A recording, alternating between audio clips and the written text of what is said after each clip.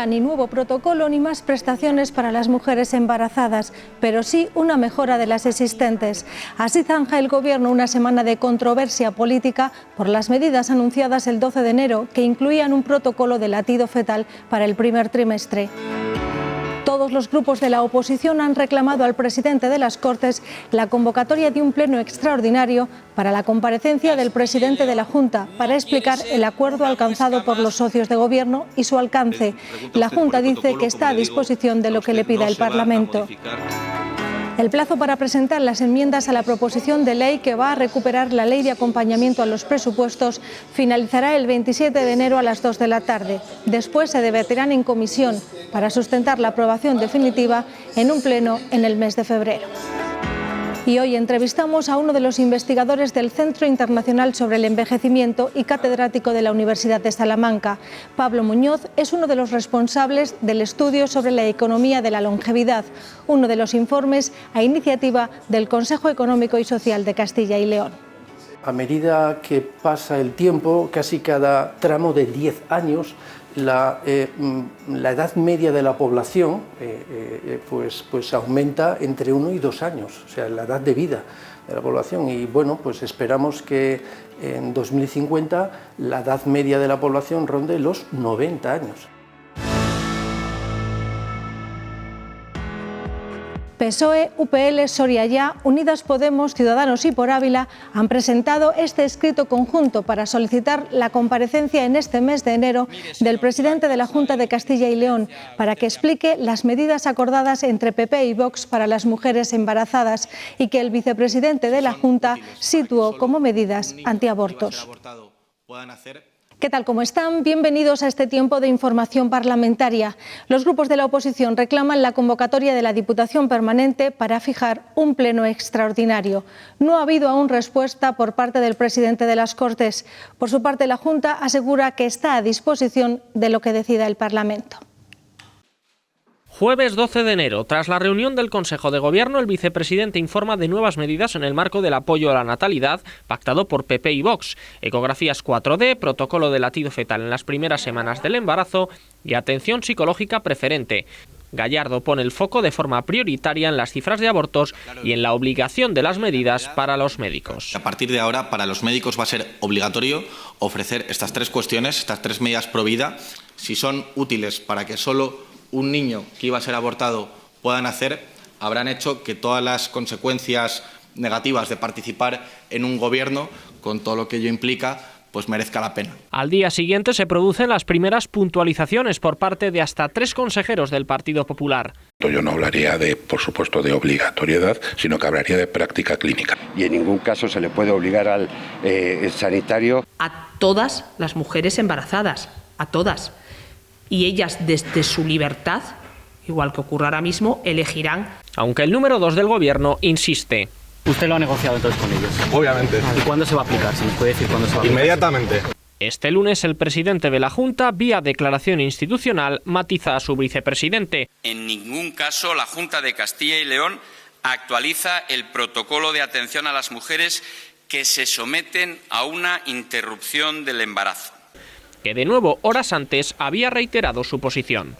Creo que el matiz está claro. Lo que no es obligatorio para los médicos ofrecer la información, pero lo que sí que va a ser obligatorio a partir de hoy es ofrecer la posibilidad de tener la información. Se ha visto que cuando se ofrece más información a las mujeres se reduce el número de abortos. Esto ha pasado en algunos estados de los Estados Unidos de América y también ha pasado, por ejemplo, en países como Hungría. Toda la oposición ha pedido la comparecencia del presidente de la Junta en pleno y la reunión de la Diputación Permanente para que se fije ese pleno. La crisis más profunda en 10 meses en el gobierno de coalición ha provocado un terremoto político. El domingo el gobierno enviaba un primer requerimiento a la Junta de Castilla y León. Miren, ni el gobierno que presido ha contemplado obligar a los profesionales sanitarios a ofrecer medidas coercitivas a las mujeres embarazadas, ni el gobierno que presido va a aceptar que el Gobierno de España utilice a las mujeres para hacer oposición a la Junta de Castilla y León. El martes en el Consejo de Ministros aprobaba un segundo requerimiento de incompetencia. No vamos a permitir que se retroceda ni un milímetro. En materia de derechos de la mujer no vamos a consentir ni un solo resquicio que ponga en retroceso a ningún territorio en nuestro país. El presidente de la Junta respondía con una carta al presidente del Gobierno en la que le reprochaba su inusitada fuerza ante un protocolo que garantizaba no se va a aplicar, y el jueves, en Consejo de Gobierno, además de reiterarlo, no se va a modificar en Castilla y León los protocolos vigentes. Lo que sí que vamos a hacer es mejorar las prestaciones del sistema sanitario. El Gobierno regional aprobaba no admitir el requerimiento. No se justifica la ausencia de la competencia porque no existe el hecho sobre el cual se quiere actuar y porque no se determinan los preceptos que pretenden en este momento ser objeto de requerimiento. Solo unas horas después, el presidente del Gobierno respondía así desde la cumbre hispano-francesa que tenía lugar en Barcelona. El Gobierno sabe de Castilla y León que tiene que responder al requerimiento y el Gobierno de Castilla y León también sabe que el Gobierno de España va a velar por que se cumplan con los derechos de los españoles y de las españolas, vivan donde vivan, también en Castilla y León. Hoy han anunciado que no van al Tribunal Constitucional. Hoy vemos la mentira de Sánchez, la sobreactuación de Sánchez. Han querido utilizar esto como cortina de humo. Lo que le preocupa a las mujeres es lo que le he dicho yo, que han dejado a más de 200 agresores sexuales que salgan a la calle. El viernes el Gobierno enviaba un comunicado donde daba por contestado el requerimiento, aunque advertía al consejero de la Presidencia que estaría vigilante. El Partido Socialista llevaba también el asunto al Parlamento Europeo e insiste en que no permitirá que se retroceda en los derechos de la mujer. Desde el Partido Popular acusan al Gobierno y a los socialistas de sobreactuación y propaganda con fines políticos. Se les va a coaccionar y amenazar, igual que se coaccionaba y se amenazaba a las mujeres que iban a interrumpir su embarazo y a esos profesionales en las puertas de las clínicas. Ahora lo que se ha decidido es que esto se haga dentro de las clínicas. Y a una mujer que tiene que enfrentarse a una decisión tan dura como es interrumpir su embarazo, se le va a hacer algo tan maquiavélico como decirle que si quiere escuchar el latido del feto que lleva dentro. ¿Puede haber algo más maquiavélico, obsceno, indecente que eso? La respuesta es no. El Gobierno Sánchez traspasa todas las líneas rojas en las relaciones institucionales con Castilla y León, enviando un documento con información rotundamente falsa que falta al respeto, a la soberanía y a las competencias de nuestra comunidad autónoma. En el acuerdo de gobierno entre Partido Popular y Vox no había concreción sobre las medidas anunciadas el pasado jueves. Ambas formaciones se comprometían al desarrollo de políticas en favor de la natalidad. La respuesta del Partido Popular en esta crisis no ha gustado a Vox, que ha elevado el tono y ha llegado a cuestionar el pacto en Castilla y León, aunque después ha rebajado sus declaraciones y ha asegurado que no tiene ninguna intención de romper la coalición. Espero, como digo, que Castilla y León en su gobierno se atenga a lo que hemos pactado. Y si no se hace así, pues revisaremos las condiciones en las que pactamos con ellos y, bueno, actuaremos en consecuencia. Eso no quiere decir necesariamente que vayamos a romper el gobierno, sino que simplemente reevaluaremos su capacidad o incapacidad de cumplir los pactos. Se mande el protocolo que se ha acordado, en los términos en los que se ha acordado y que están por escrito. No es que lo haya dicho el señor Gallardo o que lo haya dicho yo, es que están por escrito. Respecto a si los protocolos son de obligado cumplimiento, pues claro. Esta es la hora en la que un gobernante serio dice, mire, yo no paso por estos chantajes. Es el día de hoy, cuando el señor presidente de la Junta tiene que cesar a los consejeros de Vox y poner por delante la dignidad de la comunidad de su aspiración a continuar en el ejercicio del gobierno. Junto a la advertencia sobre el pacto ha sobrevolado también un posible adelanto electoral que Génova ha dejado en manos del presidente Fernández Mañueco, pero asegurando que el debate no está abierto. Y coincidiendo con la polémica, las Cortes acogían un congreso sobre desafíos constitucionales con el respaldo de la Fundación Castilla y León, un congreso donde se habló del aborto, la eutanasia o la ley trans. La nueva ley del aborto, que pasa ya su último trámite en el Senado, ya no contempla la necesidad de ofrecer información a la gestante sobre las ayudas a la natalidad si ella no lo pide. Esos días de reflexión o de espera quedan eliminados, como también la información que la ley de 2010, todavía en vigor, establece que el médico debe proporcionar a la mujer en sobre cerrado, pues acerca de las ayudas y prestaciones a la maternidad. Aunque hasta que se apruebe sigue aún vigente la ley de 2010 que sí recoge esa obligatoria información. Las mujeres tienen que recibir un asesoramiento acerca de lo que supone, lo que implica el aborto, ¿no? Y luego con esa información ya toman sus decisiones libremente. Son, como les digo, pues garantías de protección de un bien constitucional que a algunos, como también les digo, les puede parecer insuficientes, pero que son las mínimas imprescindibles para resolver ese conflicto entre dos bienes constitucionales que deben ser atendidos, como son la vida del nasciturus y la dignidad y la libertad de la madre. En esta jornada se advertía también sobre las consecuencias que puede tener la entrada en vigor de la ley trans cuando se apruebe. Desde ese momento, nada de esto se mantiene. Esto es un castillo de arena a punto de ser derribado. Que seamos hombres y mujeres y que por tanto debamos tomar como relevantes esas clases para hacer toda esta labor de emancipación, ya solo dependerá de la voluntad de los individuos. Y de la nueva ley que regula la eutanasia. Reconocimiento y recursos, ¿no?, pues garantizan en la inmensa mayoría de los casos a la persona una muerte en paz, ¿no? Y una vez garantizado ese suelo, podemos empezar a debatir sobre demandas eutanásicas, ¿no? Aquí, evidentemente, hemos construido la casa por el tejado y lo hemos hecho, entre otras muchas razones, porque una ley de eutanasia no necesita memoria económica, mientras que una ley de cuidados paliativos integrales pues cuesta un dinero. Belver cree que debió arbitrarse primero una ley de cuidados paliativos.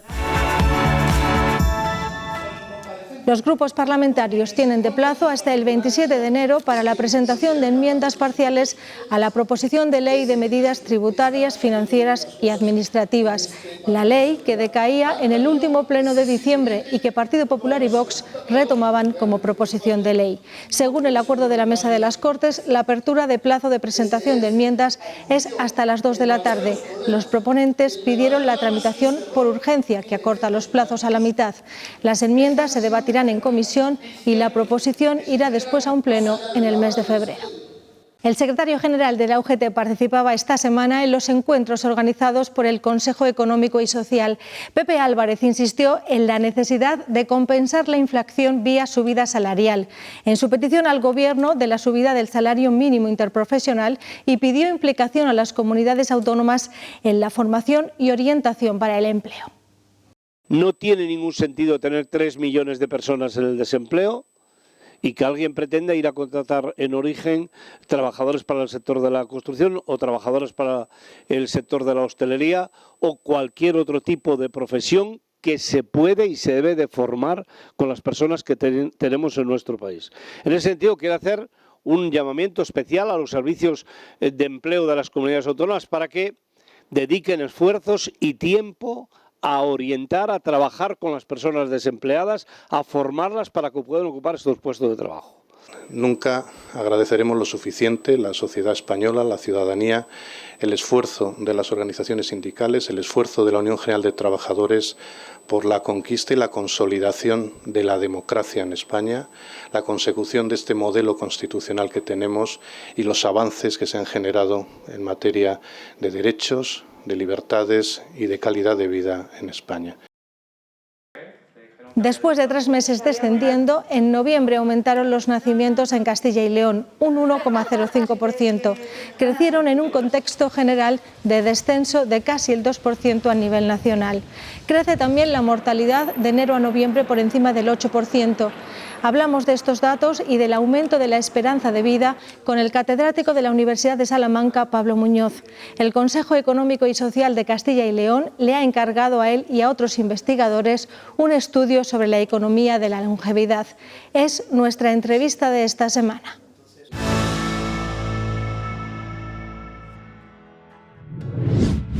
La economía de la longevidad tiene que ver con las decisiones que toman las personas para adaptarse a una vida longeva, a una vida amplia. como en los estudios que se han hecho se ha podido ver, a medida que pasa el tiempo, casi cada tramo de 10 años, la edad media de la población pues aumenta entre 1 y 2 años, o sea, la edad de vida de la población. Y bueno, pues esperamos que en 2050 la edad media de la población ronde los 90 años. Entonces, estamos hablando de vidas muy longevas, que seguirán obviamente también en ese tipo de progresión y sobre todo pues por dos razones. Uno, por avances médicos y cuidados de la salud. Ahí se ve una relación directa entre innovación en temas de salud y longevidad.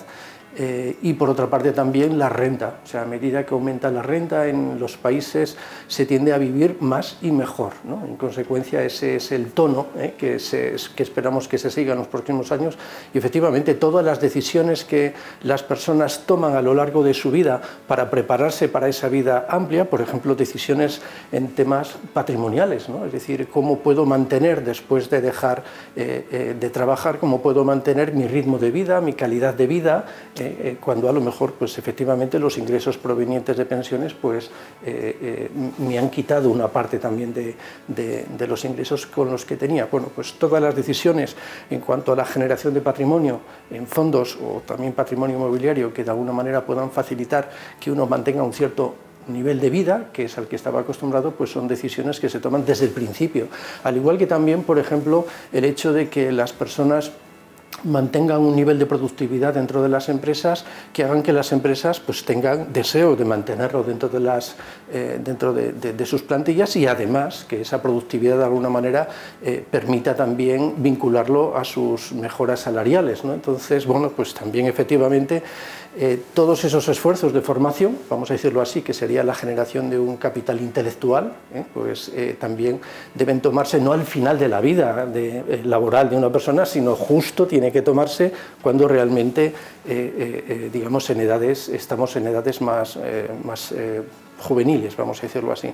Por tanto, digamos, la diferencia es entre hablar de futuro, longevidad, o hablar, vamos a decirlo así, del presente, vamos a decirlo así, que serían el de ese discurso en el que prima fundamentalmente gastos sanitarios o en el que prima fundamentalmente discursos sobre pensiones, ¿no? El gasto de los de más de 50 años ascendió en 2021 a 17.800 millones de euros y eso representa el 65% del gasto de todos los hogares de Castilla y León. Bueno, esto implica que pues cada hogar con personas mayores de 50 años gasta unos 16.750 euros per cápita, ¿no? al año. Y ese gasto es sensiblemente superior al gasto per cápita de hogares con edades menores, ¿no? O sea, se puede decir que tengan, digamos, cabezas de familia que tengan menos de 50 años.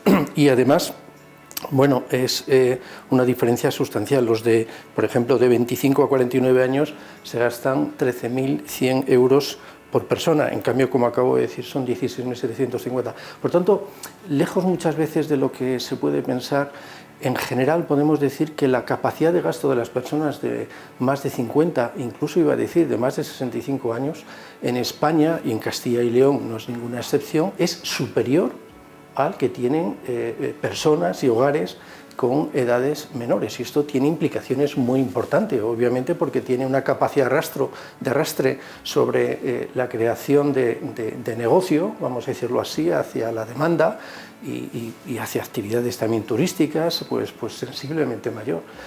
Pero además es que esto no lo notamos solo en el gasto, digamos, de los residentes, sino también, por ejemplo, podemos verlo en el gasto de los turistas, tanto españoles como extranjeros que vienen a Castilla y León y que tienen más de 50 años. Bueno, pues también podemos ver exactamente lo mismo, que ese gasto por turista es mayor que el que tiene cualquier turista de menos de 50 años. Con lo cual, efectivamente, este es un segmento de los de más de 50 que habría que cuidar pues por parte de las empresas fundamentalmente, para que se aprovechen todas las oportunidades de creación de negocio que esto tiene, ¿no? Es verdad que Castilla y León no es una comunidad autónoma que tenga en estos momentos una atracción muy importante sobre turismo internacional, pero sí lo tiene sobre el turismo nacional y, por ejemplo, somos líderes en temas de turismo rural, ¿no? Entonces, creemos que es muy importante, ¿no? Focalizar digamos, hacia este segmento de población. Y finalmente, en materia laboral, ¿no?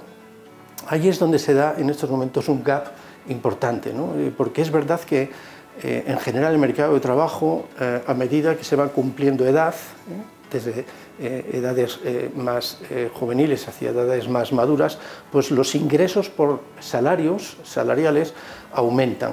Pero también es cierto que se da también un cierto, vamos a decirlo así, decaimiento de las habilidades y de los conocimientos tecnológicos. Y creemos que es muy importante que las empresas también tomen nota de este potencial que tienen los trabajadores de más de 50 años en las empresas, que requieren para mantener sus productividades también unos esfuerzos de formación continuados y que sean además unos esfuerzos de formación dirigidos a apoyar pues los procesos de automatización y de digitalización. Yo creo que es también, por tanto, los mayores de 50 años dentro de las empresas, digamos, tienen también un potencial que en estos momentos pues es necesario cuidar y además, bueno, creo que deberíamos aprovecharlo porque tenemos segmentos de población, un segmento de población importante, ¿no? De más de 50 años. Mientras que hasta ahora se ha venido trabajando con conceptos como que hay una fase para estudiar, un periodo de tu vida en el que estás estudiando, hay un periodo de tu vida en el que estás trabajando y un periodo de vida en el que te jubilas. Y en la longevidad realmente esos tránsitos se hacen más flexibles y digamos es cada vez mayor el número de años que estudian las personas, estén solo dedicándose a estudiar o estén ya trabajando, simultaneando estudios con trabajo, también obviamente formación en el seno de la empresa. Entonces, ese tránsito de la edad de formación, de estudios a la edad de trabajo, se hace mucho más flexible, ¿no? O sea, uno trabaja, sigue estudiando y hay que mantener un nivel de actualización constante. Igual que también el tránsito entre el momento en el que uno se puede decir que teóricamente debería terminar por edad en el mundo laboral y debería empezar la jubilación, pues ese periodo se puede decir, también flexibilizando. Digamos que cada vez más, y esperamos que sea así en el próximo futuro, se simultanearán también la percepción de pensiones con digamos, con la actividad laboral. Eso sí,